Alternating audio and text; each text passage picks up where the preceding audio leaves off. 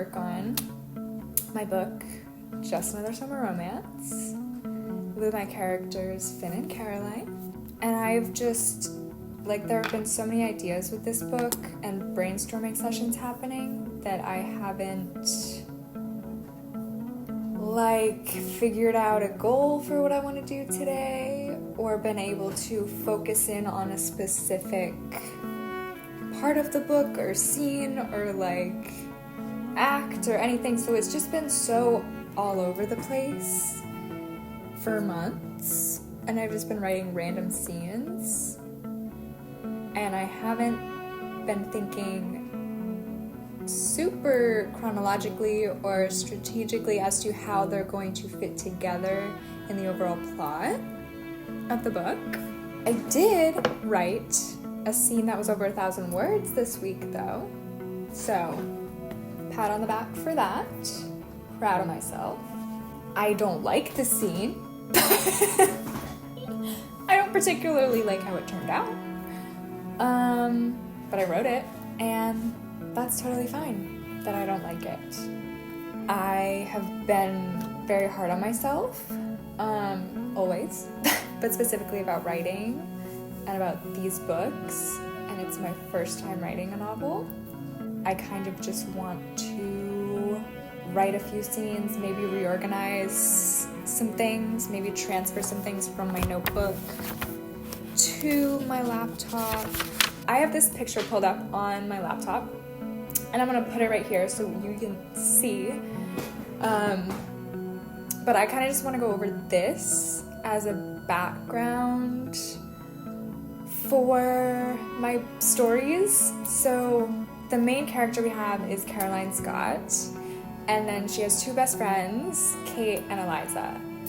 This is the names that I have for them right now. I might change their last names at this point, but this is who they are. These are the three main characters in my mind, and they're all gonna have their different stories. So Just Another Summer Romance is Caroline's story. I have such imposter syndrome when talking about my writing, so if I don't use all the right terms, again, this is my first time doing this, and also I don't feel like I fit in here, but I am a writer because I write, and I enjoy storytelling. I've always enjoyed storytelling since I was a little kid, so that's where we're at. They're all dancers. All the girls are dancers. I decided to do that, obviously, because I am a dancer myself. I have danced for 20 years, and I have a lot to say about the dance world. And I feel as though I would like to say it through 3 cheesy romance books. I have struggled to find books about ballerinas that are written by ballerinas and dancers in the dance world to have a realistic idea of what the dance world is like, that don't absolutely make me cringe to read. Maybe that's the trauma, and maybe that's just the way dancers are depicted in writing sometimes. It is so stereotypical and just inaccurate, I guess, to my experience. Everyone's experience is valid in the dance world and different, so I'm not trying to invalidate anyone's experience, but mine was different than some of the books I've read about dancers, and some of the books I've read have made me cringe. So hopefully I'm not going to be a hypocrite and be completely stereotypical with these 3 characters. I'm going to try to make them unique individuals with different experiences in the dance world. That's kind of what I've been trying to do as I've been creating these characters. I think I need to recognize I'm kind of doing this for myself, selfishly, so that I can kind of give myself some closure and some healing through these characters. And I think that's an okay thing to do. And I am putting some of my own personal experiences into these characters because that's how I write best, and that's how I think I'm going to make these characters genuine and unique and hopefully not cringy. Caroline, Kate, and Eliza, 3 best friends, they all dance at a company together. Caroline, in Caroline's story, just another summer romance. Let me read the little tag. It's contemporary, the tropes are contemporary romance, sibling banter, self-worth, growth. I don't really want to say slow burn, kind of slow burn. Boy falls first, fake dating. Those are the tropes. And so this is kind of the tagline I have. A young woman's life seemingly falls apart when she decides to leave her dance company and doesn't know how to tell her unsupportive parents. So while living with her older brother and his fiancée for the summer, she decides finding a date to their wedding is the best distraction. Caroline needs a date to her brother's wedding in order to distract her parents from her lack of a professional dance career, and Finn is willing to help her, on one condition. And so, Finn is her love interest, Finn Lagana. This is like first draft for this book. I'm in the first draft for this book, currently writing it. I don't know, this is the plan I have for right now, kind of an interconnected series, but I also want the books to be standalones, and you don't have to read one to read the other, and I do really want these characters and their stories to be individual. Because I hate, sometimes I just want to read one really good book, and I don't want to have to read one before the other to understand what's happening in the other. I just want to read a standalone, really good book. And so I'm hoping that each of these books is really good in their own right, and then they'll just be like cute little cameos from the other characters. Yeah? I'm originally from Vermont. I kind of want Caroline to be originally from either Vermont or upstate New York area. Very New England. 100% she's from New England. She's a New England girl.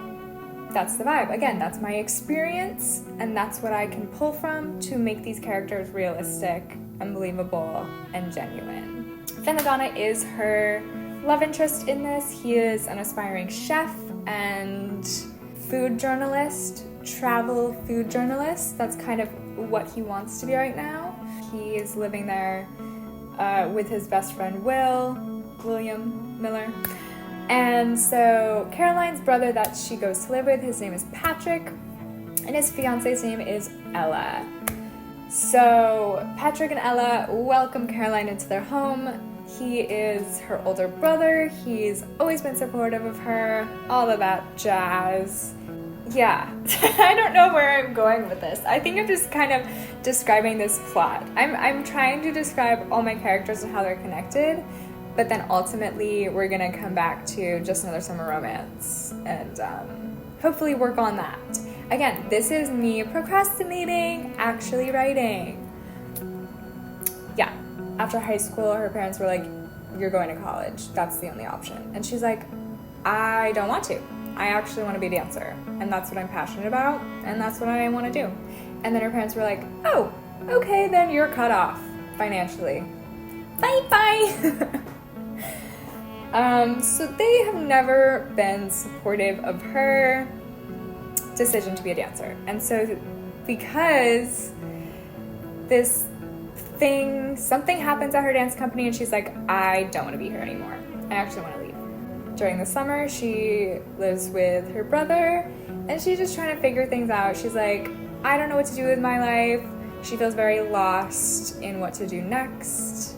And also, the realization hits her that she's going to be seeing her parents after 3 years of basically not talking to them.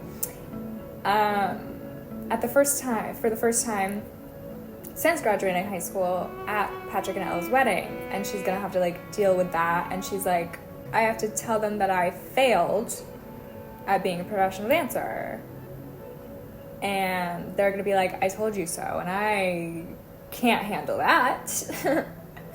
And Patrick, being the great supportive older brother he is, he kind of swoops in trying to be helpful and tells their parents, and she's also bringing her boyfriend to the wedding. Because of course, of course you would say that. Now I also have to find some guy to bring to the wedding, because there's no way in hell I'm letting my parents think that I failed at being a dancer and I got dumped before seeing them again. Like, like I am at least gonna show up with some guy. It's just for 2 days. I'll find some random guy on a dating app and then just have to deal with them for 2 days and then bye, and then I can get back to figuring out my life, you know? That's kind of the story. And so that's her, that's Caroline. And then where Finn falls into this is Ella happens to work at a very prestigious, well-known like food magazine, and she's like very high up, and she can do her job remotely and travels a ton and all of this. And so Finn realizes that who Ella is, and then Caroline's like, oh yeah, that's like my future sister-in-law. And he's like, can you connect me with her? Like, can I set up an email or an interview with her? I'd love to talk to her about a job. Like, this is what I want to do. And she's like, why would I do that? I don't know you. And he's like, I will help you find a date to your brother's wedding if that's what you really need right now in exchange for this favor. I have been thinking about this book and writing this book and plotting this book for over 3 years. And so there's so much in it that I feel like once I start talking about it, I just start saying everything, and I don't want to give away too much. The next book that I'm hoping to write, and it's going to come after the events of Caroline and Finn's story, is going to be Kate's story. So Kate Santoro Montgomery is also a dancer, and she is very committed to her craft. She is like the most professional, most intense out of the 3 girls about dance and fitness and working out, and she's like a Pilates instructor. She does cross training.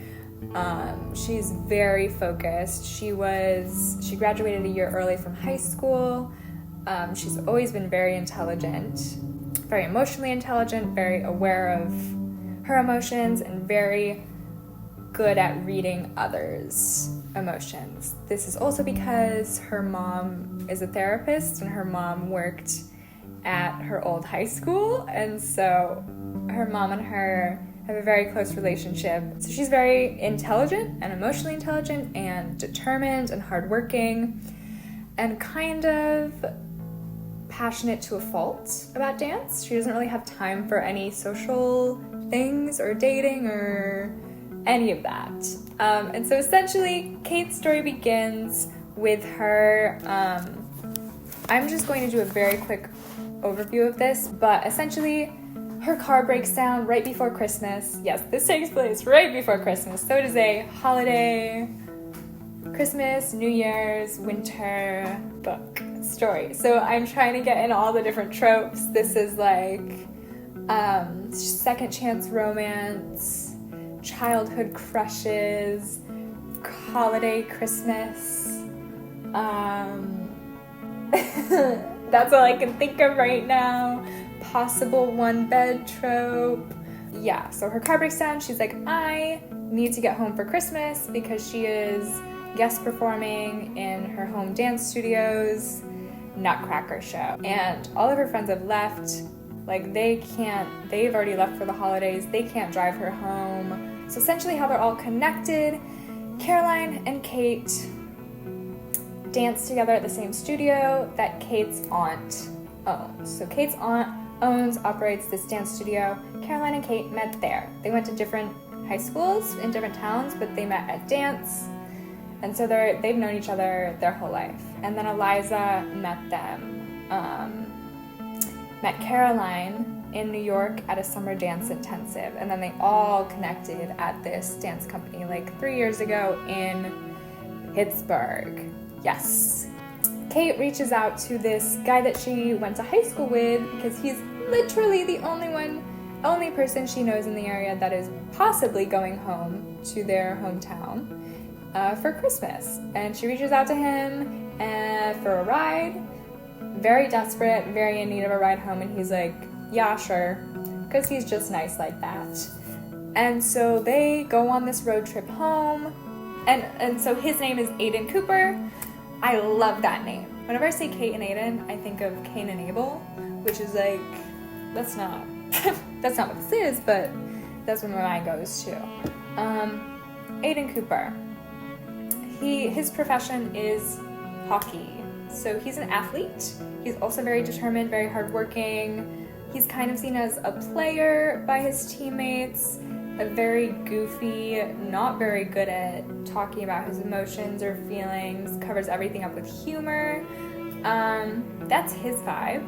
Kate used to have a crush on him in like middle school when they were kids, and their story is kind of going to be them figuring out what their relationship looks like now. That's that. I explained it more in a different video, and I'm trying to make a whole like series of me writing that book, just because I had already started Just Another Summer Romance, and I kind of wanted to document the process of me writing an entire book from start to finish. And so I'm doing a whole process of that with Kate's story, Kate and Aiden's story. That's called Take Me Home, Project Take Me Home. At the moment, that's what it's called. Then we have Eliza Randall. So Eliza and Caroline met, like I said, at a summer dance intensive, and they have been besties ever since. And Eliza is very whimsical. She's the artist of the friend group, I guess. She is into all art forms: painting, knitting, writing, drawing. She's very spontaneous, very goofy, very bubbly, very go with the flow. And her story, I'm pretty sure I want it to take place in summer again. It's going to take place at a summer camp. Her mom lives in Maine and her dad lives in California. So she's essentially, in her story, she's going to live with her mom in Maine for the summer. And she's going to work at a summer camp, an arts summer camp that she grew up going to. So this is going to be summer camp book. That's what I'm kind of calling it right now, summer camp book, or Eliza's story. I don't really have a name for it right now. And her love interest is going to be Oliver Thomas. He is going to be a musician of some sort, an artist, musician. I think he's a musician. I like that angle. This is the least developed out of all the books because the idea just kind of came to me. But this is going to be more of an enemies to lovers story for Eliza and Oliver.